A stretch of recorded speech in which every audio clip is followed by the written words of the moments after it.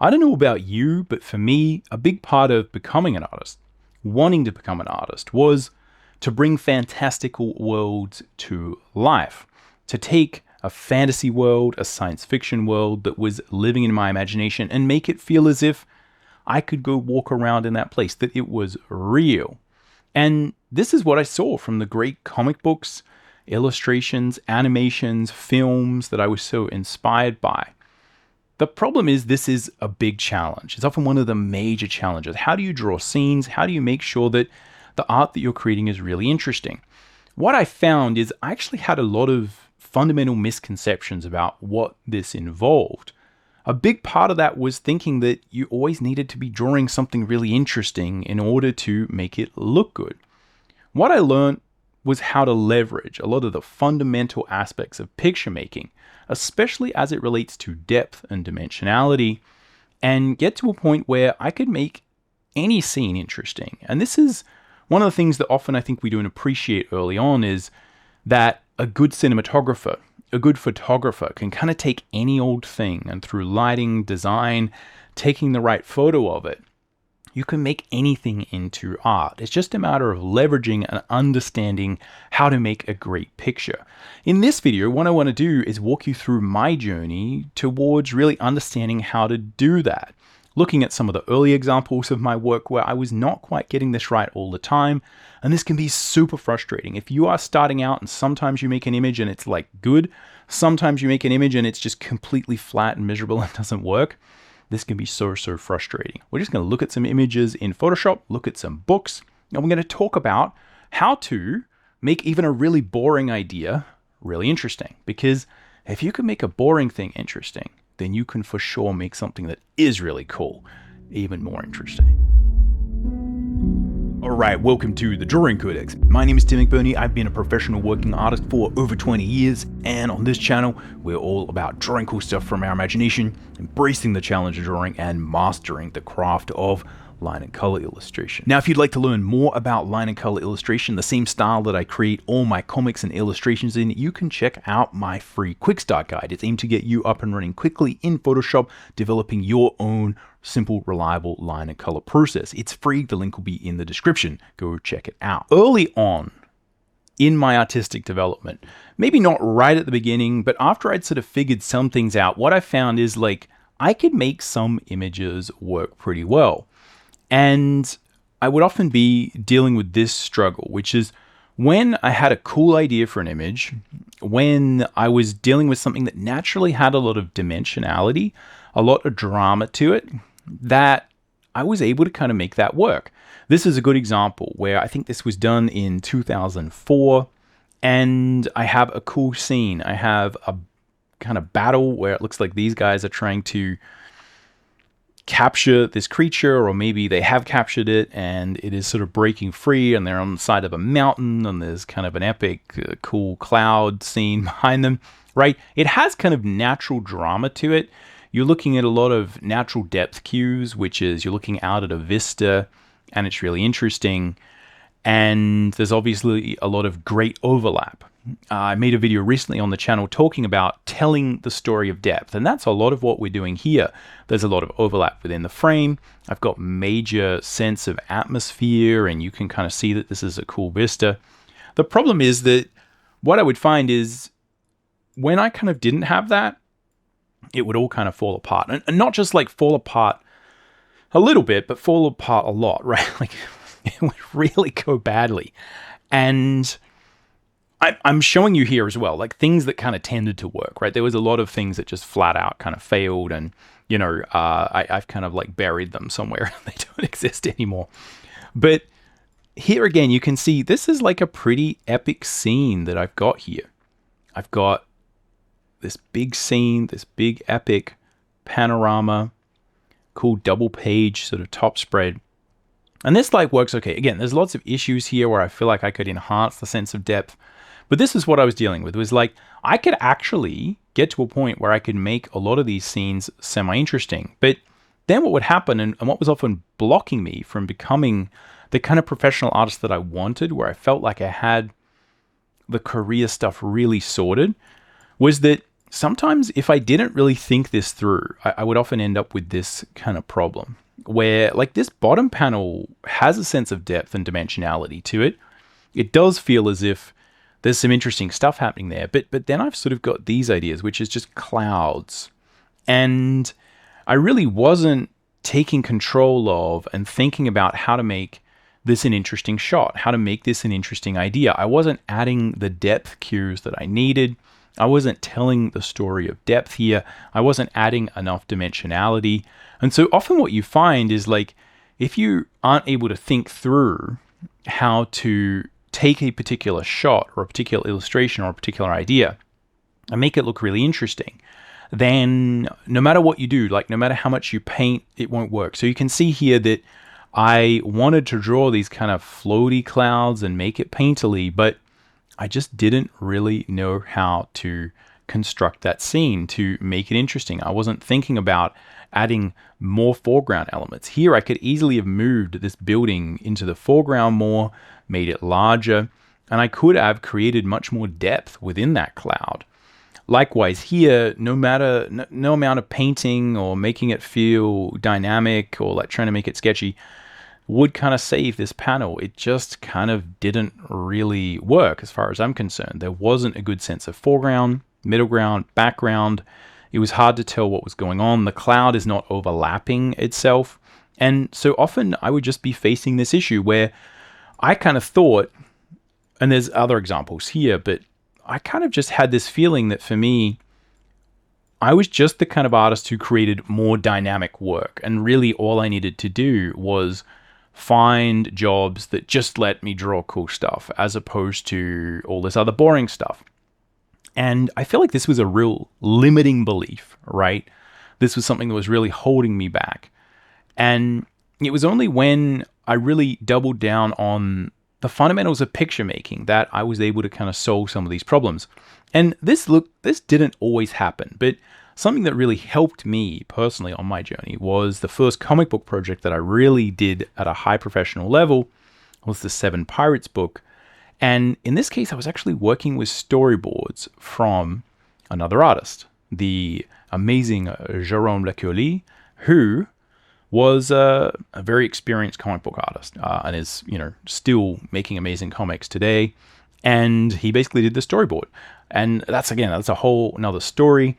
But this would be one of these things where I actually learned a huge amount, not just about French comics and composition and storytelling, but how to do this, like how to really make sure that every scene kind of had a lot of dimensionality. And what I really noticed was that often he was just doing stuff with these compositions that I just kind of couldn't be bothered. Like I would often look at this and think like, oh man, that's so much work. I could do that way simpler. I could do that way easier. And I think what I kind of realize is often the simpler the scene is, the more you kind of need to work the composition to bring something interesting out of it. And what I'd notice is sometimes here, like this shot with the pirate in the foreground, we've got a really good sense of foreground, middle ground, background. Here in this panel as well, we've got foreground, middle ground, background. There's a lot of dimensionality there. This scene here was like a little bit flat in the way it was put, and I probably flattened it out even more because I just felt that would sort of be a little bit simpler. But what you kind of realize is that when you're storyboarding and when you're constructing the image from the beginning, the more dimensionality you put there, the more that you have characters further away from you, closer, the more you kind of make sure that the story of depth is really clear, the easier all this will be. And these were often just the simple little tricks that I was missing early on. Just the ability to understand that even boring scenes can be made really interesting, and that you can do a really good job with a simple scene, or you can do a really bad job. And most of it just comes down to basically understanding how to arrange things in the frame and how to think about the illustration. And this was something that I would just get tripped up over, because when I saw something that was a boring shot and I had to storyboard it, I just go, well, this is just a boring image. Like, it's not my fault. Someone else came up with a boring image. I'm just going to draw a boring image. And this is such an important thing. It's like, don't let anyone ever force you to make bad art. always think about it being your responsibility to make whatever you're doing as interesting as possible. And as soon as I kind of made that click and kind of said, okay, now it's my responsibility to make this art good, and I need to figure out, no matter what I'm doing, again, the words I use for it now is I need to tell that story of depth, like no matter what is there. If I don't have anything inherently cool, like a giant vista and people having this epic battle on the side of a mountain, doesn't matter. I got to make it interesting. I got to make it as interesting as possible. And that became an amazing challenge that meant that as soon as I flipped that switch, every image that I was working on was an opportunity for me to improve that aspect of dimensionality, to bring these fantasy worlds to life. And I found this made a big difference, right? And to the point where, again, probably like 10 years later when I was working on my Pinocchio book, I was able to, where we had a cool scene like this, where we have that classic scene where Pinocchio gets sort of picked up in the carriage and, they sort of get taken to the circus and turned into donkeys. I was like, this is a good opportunity to really make this feel dimensional. So we're using perspective, we're using a cool camera angle, but I'm also then able to easily leverage a lot of these other little tricks that will help when it comes to dimensionality, like putting in these foreground elements, making sure there's a million little overlapping shapes, making sure I've got blades of grass just overlapping and separating out those little bits and pieces. I'm using atmospheric perspective. All these little tricks so that when you do have a really cool epic scene, you can make it even better. But the real thing that changed for me and what allowed me to become much more of a professional artist was being able to take these scenes that before would have just crushed me, because I'd be like, it is a character walking up a freaking ladder. What am I going to do? That's boring. But again, what we have to do is think more like a director, like a cinematographer.